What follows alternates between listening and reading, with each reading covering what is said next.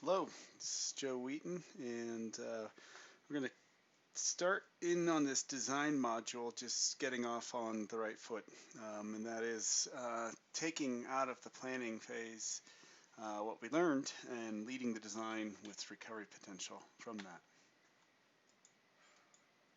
So we're here in Module 4, talking about design. In the restoration process, we spent Module 3 working through the planning, okay?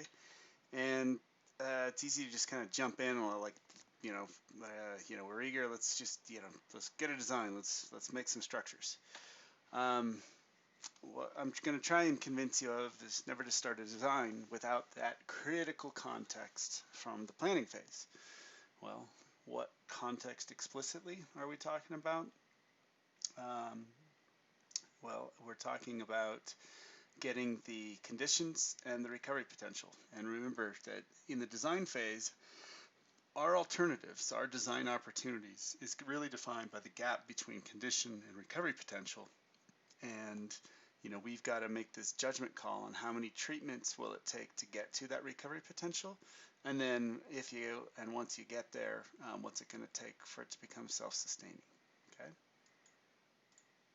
Oh, that's interesting. Not what I wanted.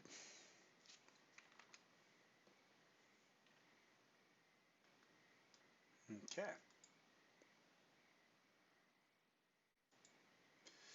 So coming right in, reminding ourselves of Riverscape's principles, reminding ourselves that streams need space. We're not going to start our design without the valley bottom mapped, okay? Always important to remind yourself that definition of a valley bottom and a riverscape. The valley bottom is the area of the landscape that could plausibly flood uh, by the rivers and streams in the natural contemporary flow regime. The riverscape is just those valley bottoms throughout the entire drainage network. Okay, so this is our sort of mantra. So let's go back to what you guys did yesterday. In Module 3, you mapped the active channels, you mapped the fans, you did that to kind of back into what the valley bottom was, right? The rest of the space. And so you mapped these valley bottom margins, you mapped those fans so you knew what protruded out into the valley, and you mapped the channel so you get the confining margins and look at the position on the valley floor.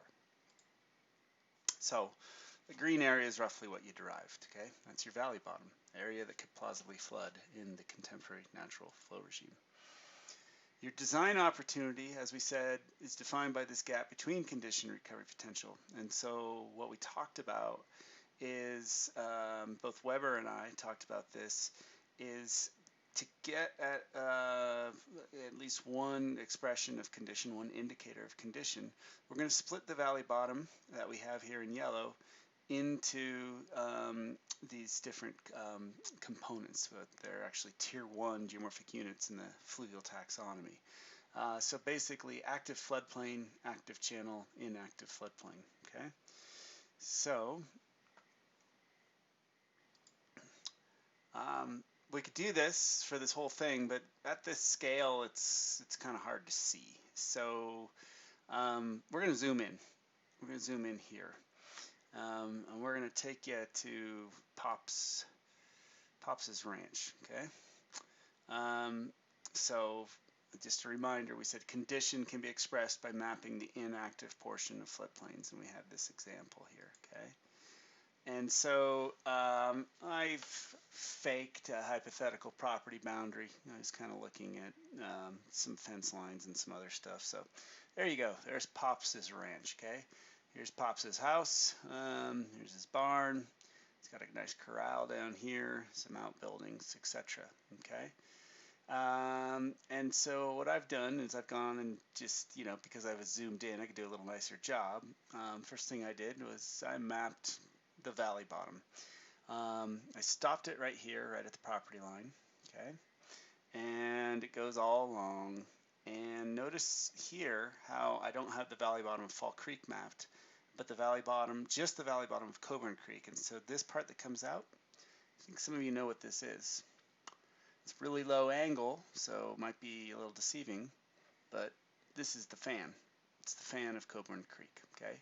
Now, it doesn't matter that this isn't really active fan, right? Necessarily, like active in the sense that it's building. Could still be kind of flooding a little bit, but this is what we're dealing with, okay? So this polygon is 146 acres. And if you want to go zoom around on the map, you can. This is 82 acres. Okay, so this link is going to take you to this map and these games that I played. So 82 acres of Coburn Creek Valley Bottom. That's kind of what we're dealing with. That's going to be our basis for normalization of everything that we report. Zoomed in here, you can see that there is an area that's grazed. There's also a bunch of little relic channels and stuff in here. Not a relic, but like high stage channels, I should say. There's actually some beaver dams on the floodplain here. Oddly, over here against the toe of this slope too. And there's evidence of run out. Now, if you zoom in, you will notice that there is a canal, and that canal comes along here. And I don't know if these are just trailing by cows or if this is just kind of getting this water over to here and they just flood irrigate this meadow. But that's some of the infrastructure. There's also a fence that comes along. You can basically about make out the fence line all along there. All right. So conditions. I mapped out the inactive part of the floodplain, just based off of objective evidence of what it looked like was flooding. Now, I used some vegetation indicators. I used what looked like evidence of flooding on this floodplain. You can see a little bit when you zoom in on this. Is this perfect? But I think it's reasonably defensible.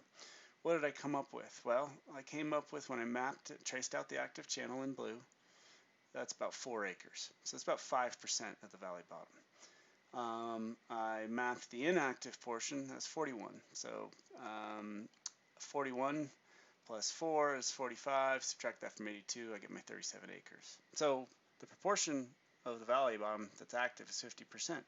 It puts us kind of dead smack in the middle here, right, in sort of a moderate condition. So remember, we looked at this, right? So you know we're somewhere in something along these lines. If we were to use the more expanded, which I think is useful here,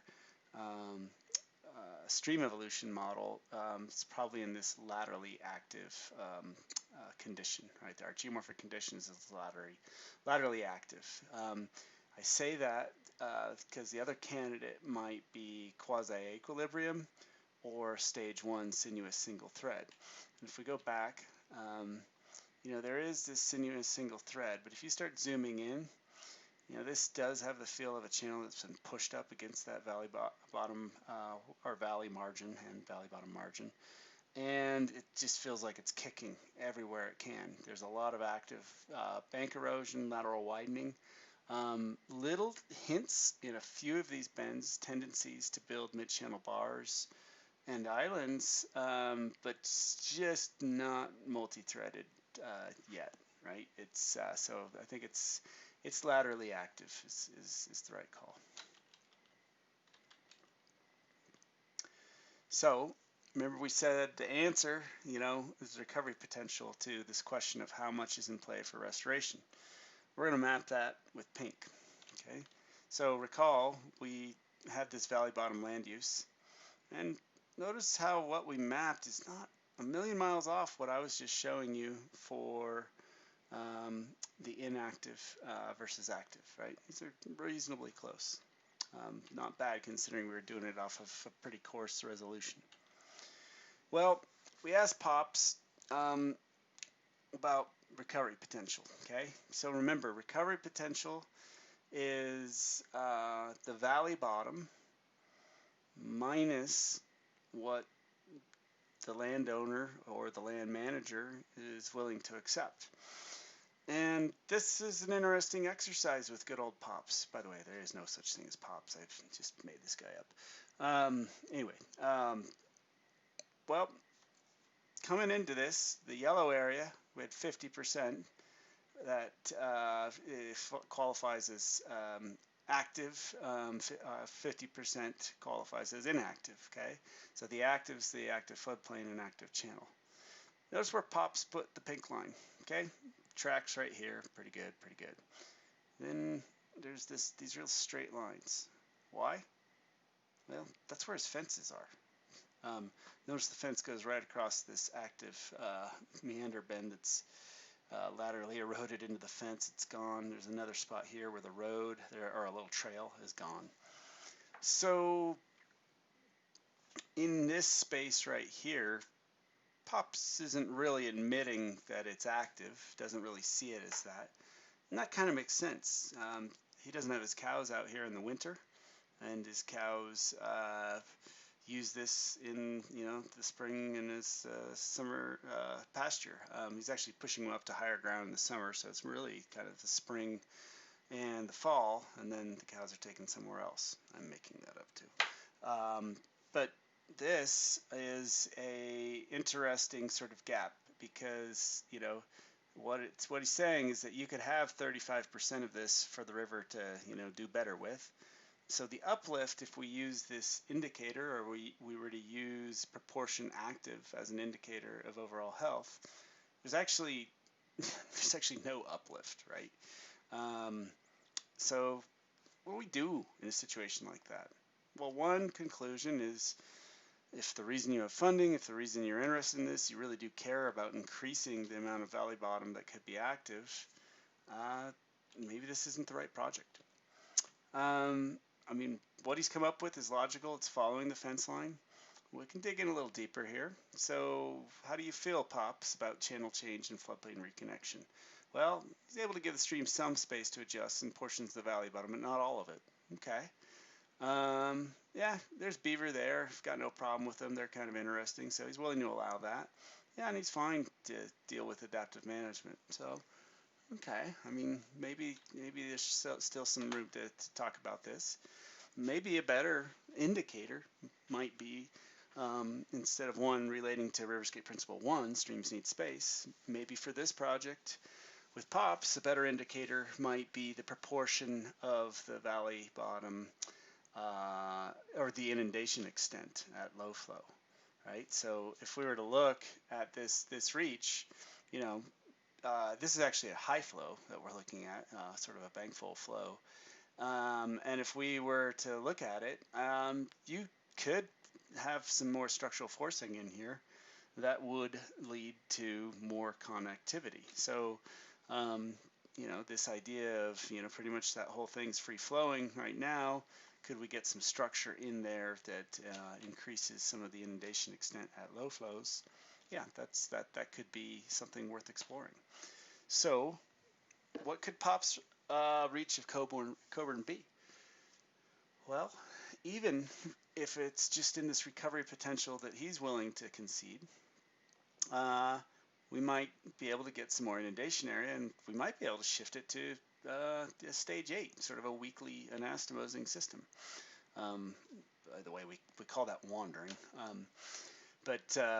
So maybe we could get a little bit of a wandering system in those few places where there's space and he's willing to allow it. It's sort of its tendency anyway. And again, recovery potential can change over time. Well, Pops has a hypothetical daughter, and Pops isn't going to be around forever, and he likes his daughter a lot. And his daughter was, just loves the river. She grew up here, loves the ranch, and yes, I'm making all this up. And she saw the map, and she kind of got upset with Pops. And so what she said is, "Oh, come on, really? I mean, we're just putting the cows out, and whether or not it's us irrigating the pasture, or whether or not it's the river spreading out and doing this stuff, the cows can get in there. They can use that for the little bit that we use it in the spring and the summer. But we do have this irrigation canal right along here, okay? And what she suggested is, yeah, let's just go right up to the irrigation canal. This is gravity fed, so it wouldn't be a very easy thing to move. It'd be expensive, etc. They want to keep that operational. And so this is her recovery potential, the same as Pop's up here, but then she's conceding not just, I mean, Pop's line was way back down here, right? So she's conceding not just that gap between that and the inactive floodplain boundary, but saying, hey, you could go all the way up to the canal, and then, you know, once you get past the barn, hey, and there's these few little beaver dams here, and all the way down onto the fan of this thing, I mean, this could really just spread out. So by contrast, you know, she's got 63 acres of recovery potential, 76% of the valley bottom that, you know, that could come back. So the uplift potential is 22 acres or 53%. So that's pretty exciting. And so, you know, Pops may you know, Carol's the future, so he lets her run the show. So what could Carol's reach of Coburn be? Well, up at the top there, right in here, maybe stage 8 still, right? However, towards the bottom, right, where we could spread out, get across this whole thing, really spread out into this fan, you know, maybe stage 0 effectively, eventually. So this is just reinforcement of what we did in planning, right? This is so fundamental because this sets the boundary conditions for your design. This sets, you know, how I'm going to approach this. What's the target I'm shooting for? Not necessarily that you're going to get there in your first design, but it's a really helpful way to cue you up successfully. So, in conclusion, never start a design without that critical context from planning. The design opportunity is defined by that gap between condition and recovery potential. And Scott Cheverdian is going to walk you through the design process, focusing at the complex scale and inheriting these sorts of objectives, design objectives, out of what this planning process reveals. Thank you very much.